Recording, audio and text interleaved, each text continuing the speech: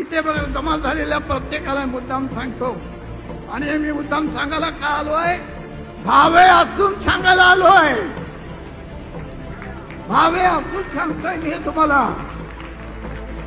सर्व जाती धर्माला बरोबर गेल्याशिवाय हा देश कुणालाही चालवता येणार नाही, लक्षात ठेवा.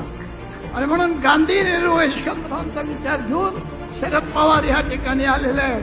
वेळ कमी आहे, पवार साहेबांना कार्यक्रम आहे, पण काल 7 तासाचा प्रवास करून चिपळूणला आले.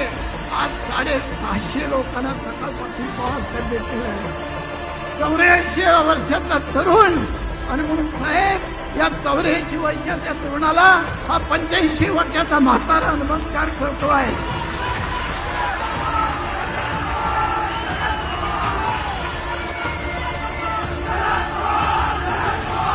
आणि म्हणून जीवाचे पर्यंत आम्ही तुमच्या मागे ठामपणे उभे राहू.